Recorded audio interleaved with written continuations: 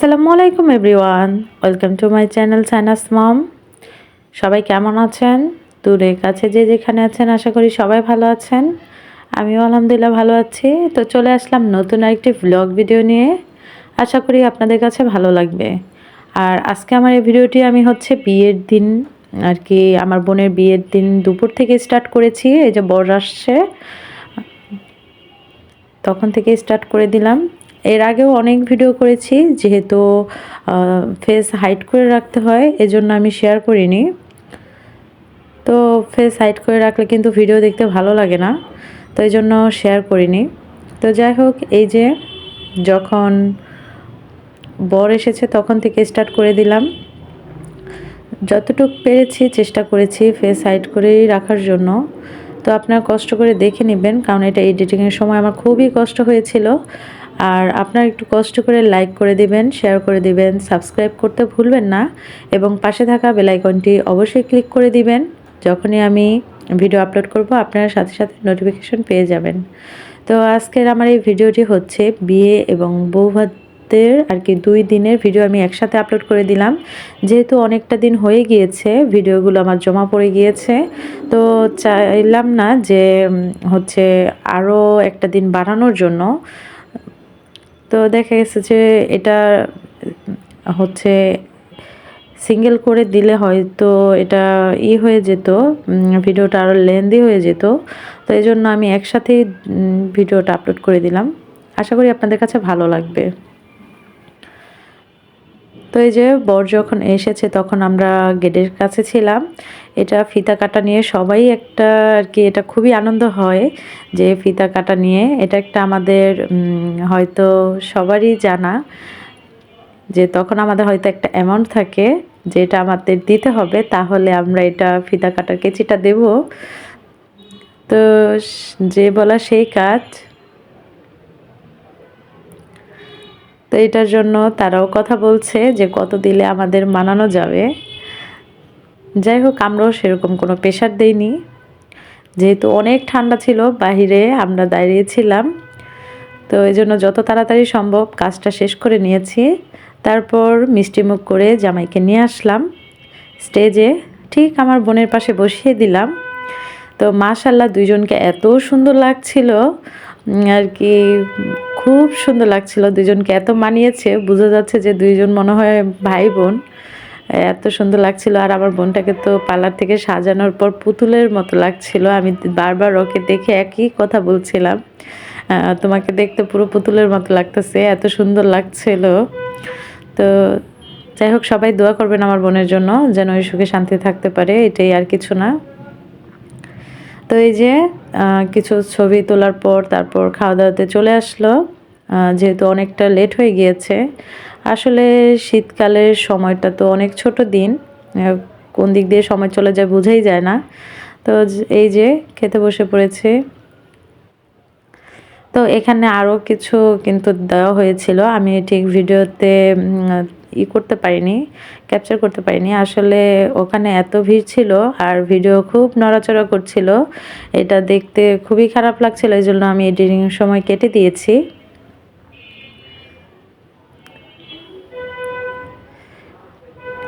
তো এই যে আমার বোনটাকে খাইয়ে দিচ্ছিল ওর হাজব্যান্ড, মাশাআল্লাহ খুব কেয়ারিং। তো এরকমই থাক, দোয়া করি।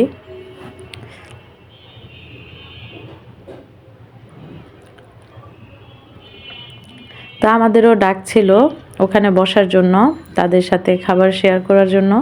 তো খাইনি, কারণ আমরা অলরেডি খেয়ে তাদের জন্য ওয়েট করছিলাম যে কখন আসবে, যেহেতু অনেকটা লেট হয়ে গিয়েছে। তো এই জন্য আর বসিনি খাওয়ার জন্য। তারপরে যে খাওয়া দাওয়ার পর্ব শেষ করে এখন বিয়ের কিছু কাজ বাকি ছিল, সেটা শুরু করব। তো এই যে ওর সিগনেচার করা হয়নি তখনও, তো সিগনেচারের জন্য এই যে ওকে নিয়ে আসলো এখানে। তো ওই যখন এই সিগনেচারটা করছিল ওর হাত অনেক কাঁপছিল, আসলে এটাই স্বাভাবিক, এটা কিন্তু আমাদের সময়ও হয়েছিল। কারণ এটা খুব আর কি এই সময়টা যারা ফেস করেছে তারাই জানে একমাত্র কতটা নার্ভাস ফিল করে এই সময়টাতে মেয়েরা। তো যাই হোক আমার বোনটা অনেক কান্না করছিল তখন।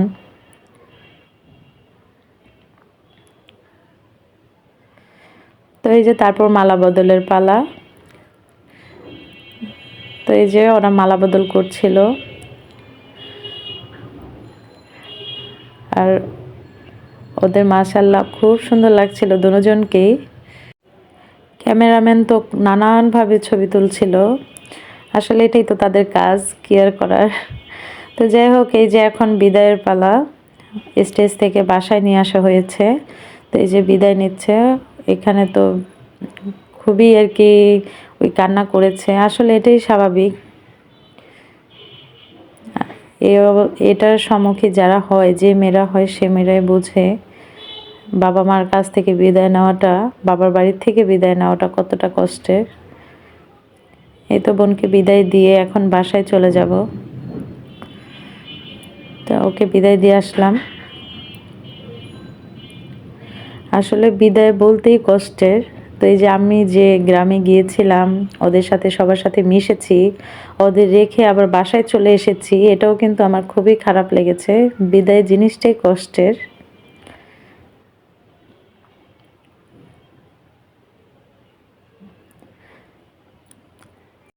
তো আমরা এখানে এই যে বসে আগুনের তাপ নিচ্ছিলাম।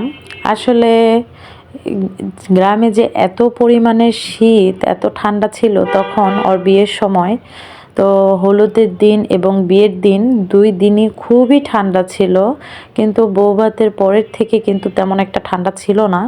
তো এই যে সবাই বসে একসাথে আগুনের তাপ নিচ্ছিলাম, কেউ হাতে নিচ্ছিল, কেউ পায়ে নিচ্ছিল, যে যেভাবে পারে আর কি। তো যাই হোক পরের দিন সকালবেলা এই যে এখানে আম্মু ড্যাগের মধ্যে খিচুড়ি রান্না করছিল।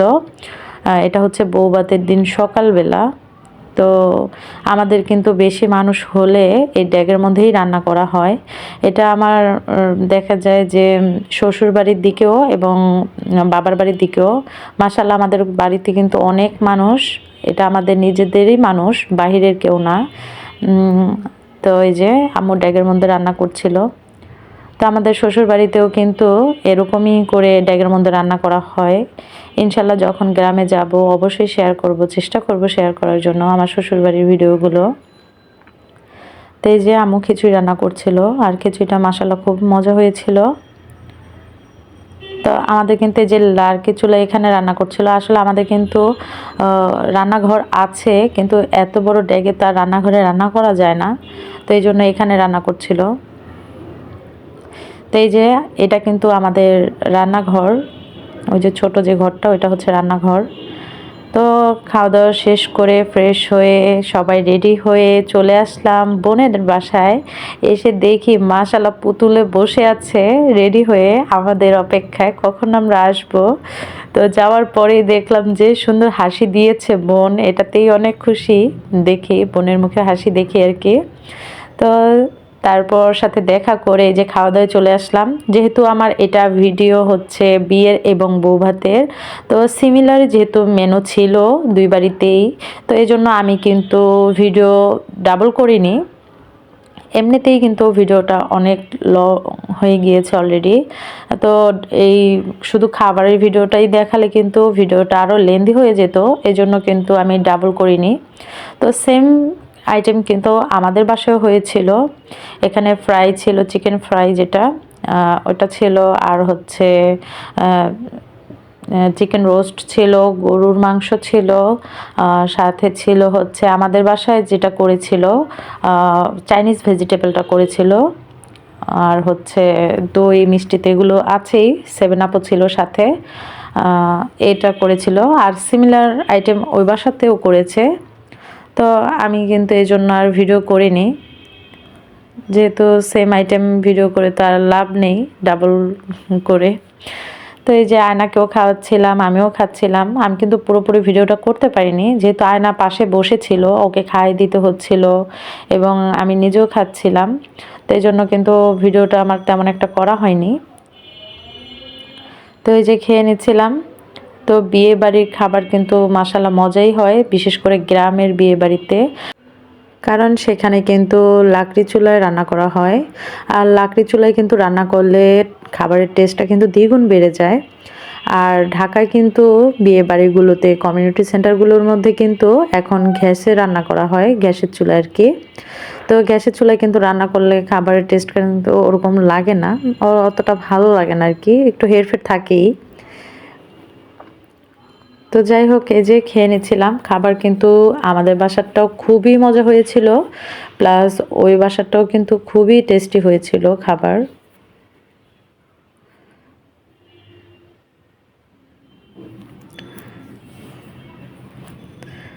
তো এই যে আয়না কিন্তু পাশে অনেক ডিস্টার্ব করছিল, ওকে নিয়ে খেতে পারিনি আর কি, খুব ঝটপট করছিলাম খাওয়ার সময়।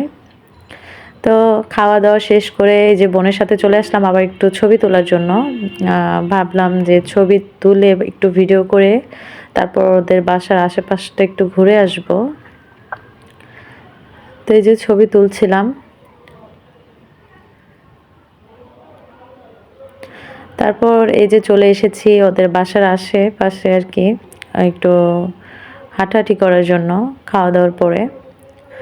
তো এই যে হাঁটছিলাম, সবাই আসছিল আমার সাথে, ছোট ভাই বোনেরা যারা আছে। তো সবাই একসাথে এখানে আসলাম একটু হাঁটাহাঁটি করার জন্য।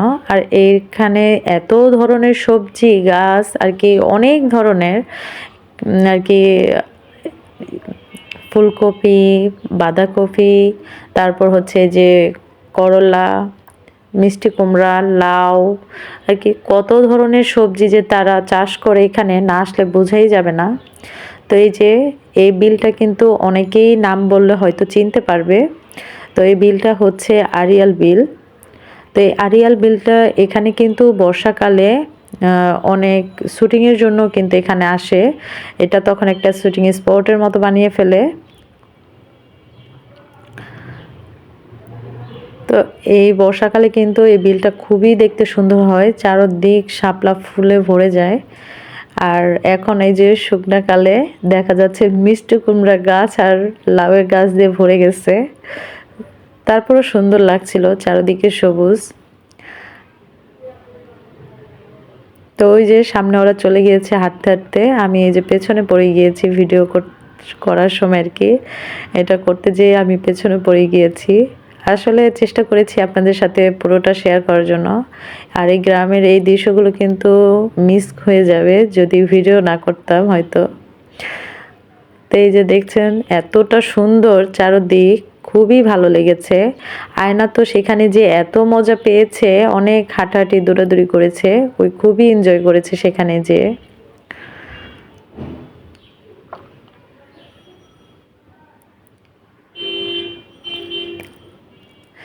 এই যে সবাই ছবি তুলছে, ছবি তোলার জন্য ব্যস্ত হয়ে পড়েছে আর কি। এই জায়গাটা যে এত সুন্দর, সবাই ছবি তুলছিল জায়গাটা এসে।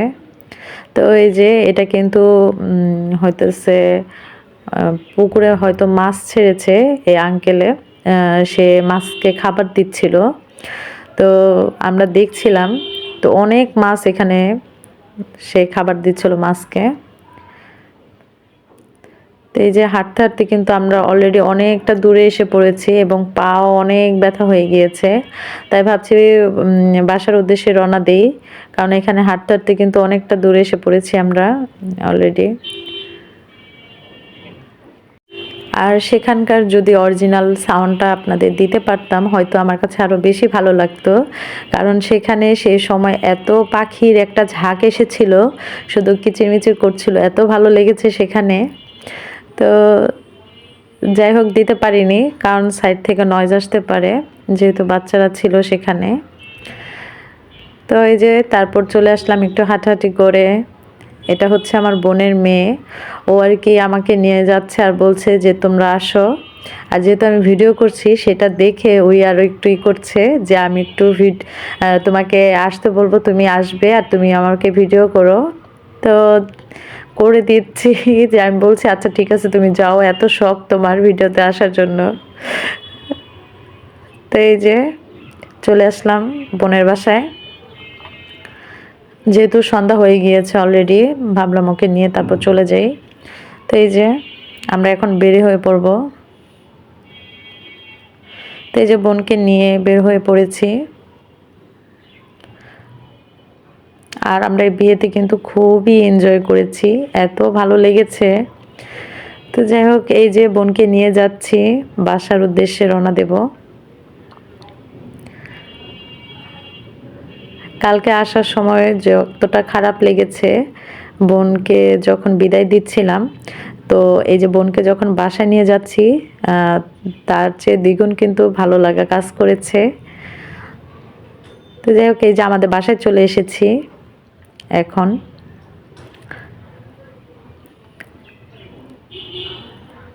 তো আমার ভিডিওটি যদি আপনাদের ভালো লেগে থাকে অবশ্যই লাইক কমেন্ট শেয়ার করবেন, সাবস্ক্রাইব করতে ভুলবেন না। পাশে থাকা বেল আইকনটি অবশ্যই ক্লিক করে দিবেন, তাহলে আমি যখনই ভিডিও আপলোড করব আপনার সাথে সাথে নোটিফিকেশন পেয়ে যাবেন।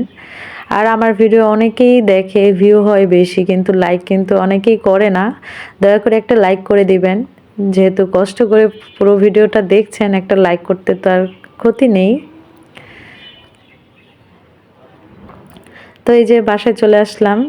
তো আজকের মতো এ পর্যন্তই। পরের ভিডিওটি দেখার জন্য অনুরোধ করে আজকে এখানেই বিদায় নিচ্ছি।